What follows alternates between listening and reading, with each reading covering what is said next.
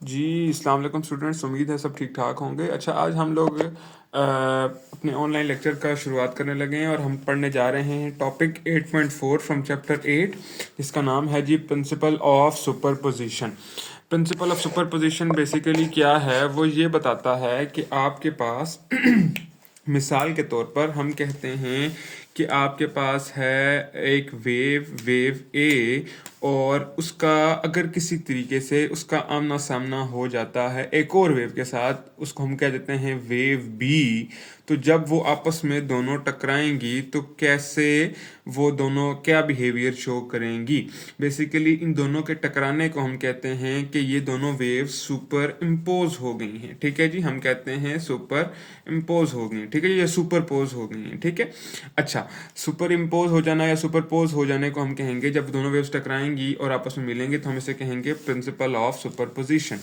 Principal of superposition अब हम ज़रा शुरू करते हैं। सबसे पहले बुक में आपके पास यहाँ पे लिखा हुआ है, आपके पास फिगर 8.7 से मैं फिगर आपकी ड्रॉ करने जा रहा हूँ कि आपके पास मिसाल के तौर पर एक सपोर्ट है और उस सपोर्ट के साथ हमने एक लगाया हुआ है स्लिंकी स्प्रिंग।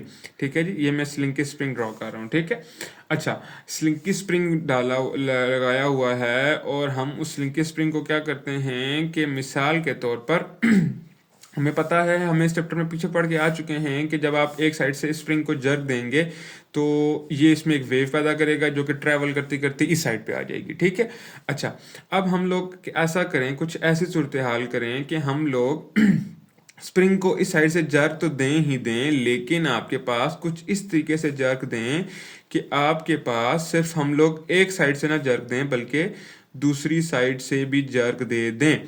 दूसरी साइड से जर्क देने का क्या आपको सिला होना है कि एक तो वेव इस साइड पे बनी है जिसे हम नाम दे देते हैं वेव ए।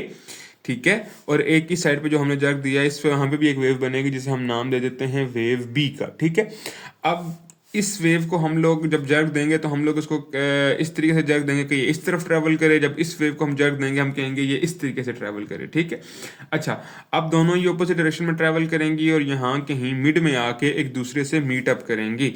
ठीक है, जब ये दोनों एक दूसरे के साथ यहाँ पे मीट अप करेंगी तो हम कहते हैं कि यहाँ पे सेंटर में एक बड़ी वेव पैदा हो जाएगी।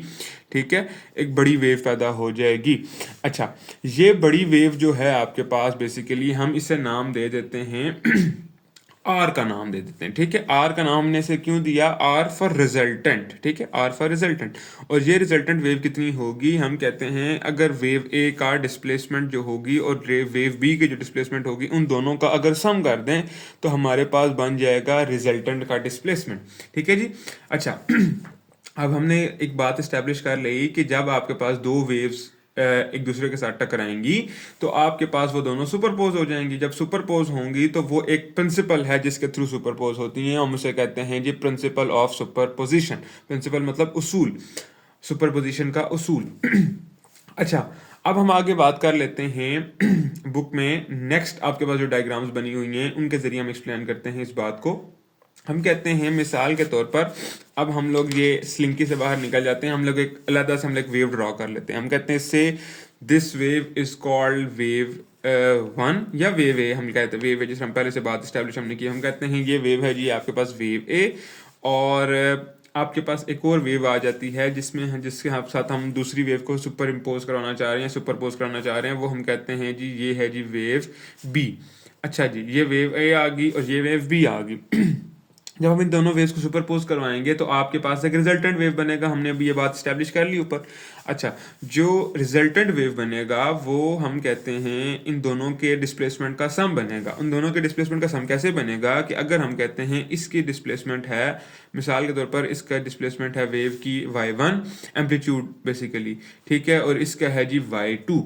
अच्छा, अब जो आपके पास रिजल्टेंट वेव बनेगा, रिजल्टेंट वेव में अब यहाँ पे ड्रॉ नीचे करने जा रहा हूँ। ठीक है, रिजल्टेंट वेव जो बनेगी वो बेसिकली इन दोनों का सम बनेगी। ठीक है, अच्छा, हम कहते हैं ये जो रिजल्टेंट बन रहा है ये बन रहा है बेसिकली y।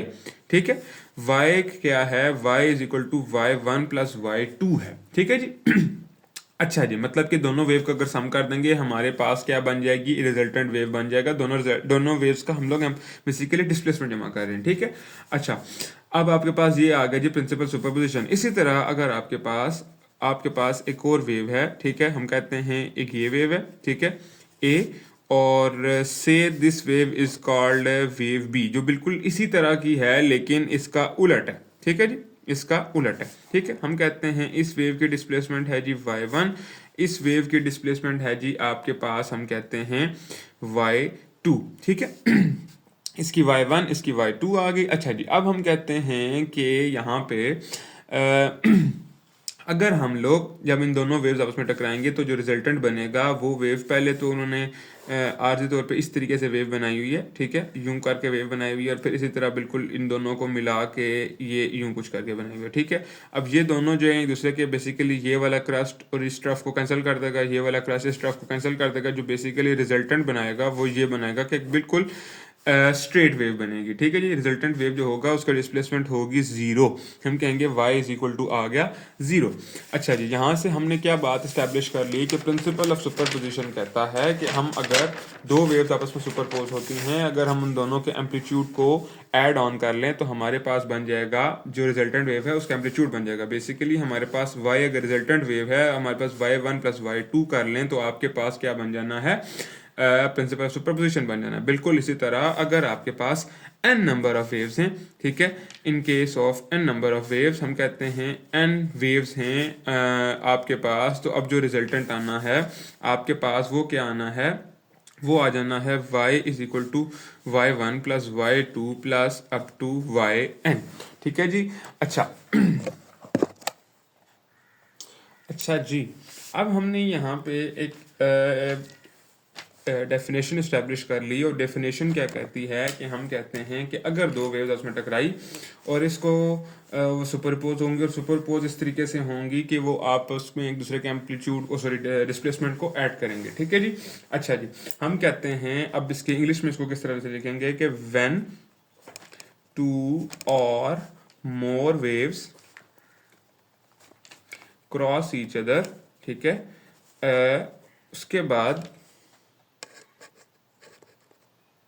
ये बेसिकली हमने यहाँ पे डेफिनेशन इस्टेब्लिश कर ली कि when two or more wave cross each other the displacement at that point is equal to sum of the displacement of the individual points, ठीक है जी। इंडिविजुअल पॉइंट्स आपके पास कौन कौन से थे, y1 y2 up to yn, और सम आपके पास क्या है, किसके इक्वल बन गया, y के इक्वल बन गया। ये हमारे पास आ जाता है जी प्रिंसिपल ऑफ सुपरपोजिशन। तो उम्मीद है कि आपको ये टॉपिक बेहतर तरीके से समझ आया होगा।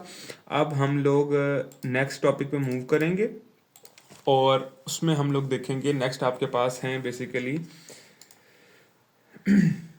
कि आपके पास सुपरपोजिशन जो होती है वो आपके पास किस किस तरीक़ेकार की हो रही है। बेसिकली आपके पास जो सुपरपोजिशन है वो आपके पास हम कहते हैं कि अब आपके पास वेव्स टकरा तो रही हैं, अब ज़रूरी तो नहीं है आपके पास एक ही डायरेक्शन में जा रही हो या डिफरेंट डायरेक्शन में जा रही हो या उनकी फ्रीक्वेंसीज सेम हों या फ्रीक्वेंसीज डिफरेंट हों, तो मुख्तलिफ केसेस में आपके पास मुख्तलिफ किस्म की रिजल्टेंट वेव पैदा होगी, और उस मुख्तलिफ रिजल्टेंट वेव्स को हमने मुख्तलिफ नाम दिए हुए हैं, ठीक है जी।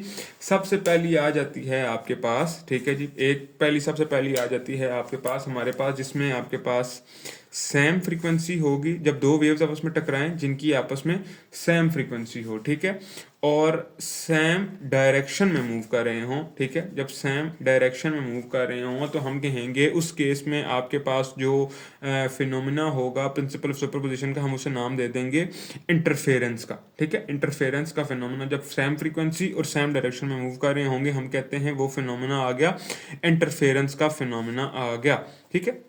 हम उसे नाम दे देते हैं इंटरफेरेंस, ठीक है। दूसरा आपके पास फिनोमिना क्या आ गया, दूसरा फिनोमिना हम कहते हैं आ गया जिसमें आपके पास स्लाइटली डिफरेंट फ्रीक्वेंसीज हैं, ठीक है, ज़्यादातर डिफरेंट नहीं है, बिल्कुल हल्की फुल्की डिफरेंट फ्रीक्वेंसीज हैं, ठीक है।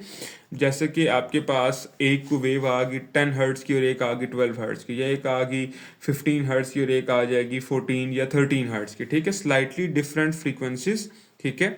और आपके पास आ गई and travelling in the same direction, ठीक है जी, और आपके पास किस डायरेक्शन में मूव कर रही है, सेम ही डायरेक्शन में मूव कर रही हैं। आपके पास देखा इंटरफेरेंस में भी सेम डायरेक्शन में मूव कर रही थी और इसमें भी सेम डायरेक्शन में ही मूव कर रही हैं, ठीक है जी, और इसे हम नाम दे देंगे जी बीट्स का, ठीक है, बीट्स का।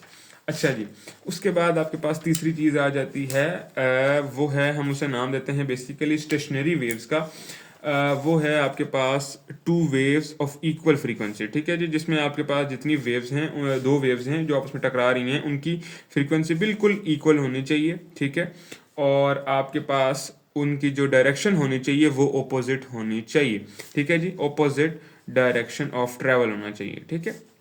तब आपके पास क्या बनने जा रहा है, स्टेशनरी वेव्स बनने जा रही हैं। स्टेशनरी वेव्स मतलब स्टेशनरी मतलब वो साकत जो मतलब होता है ना आपका, ठीक है, वो उसी मानों में आना है, ठीक है। इनको एक और नाम भी दिया जाता है स्टैंडिंग वेव्स का। बेसिकली हम जब इस टॉपिक को पढ़ेंगे तो इस बात को हम लोग डिटेल में डिस्कस कर लेंगे, स्टेशनरी वेव को स्टैंडिंग वेव या इस तरह के नाम क्यों दिया जाता है। अभी तक के लिए इतना ही सही। उम्मीद है आप लोगों को प्रिंसिपल ऑफ सुपरपोजिशन और उनके आगे जो 3 केसेस हैं वो समझ आ गए होंगे। आगे हम इन तीनों केसेस को डिटेल में डिस्कस करेंगे, तो उसमें हम लोग जितने भी आपकी क्वेरीज हैं वो इंशाल्लाह उसमें कवर हो जाएगी इंशाल्लाह तबारक अल्लाह।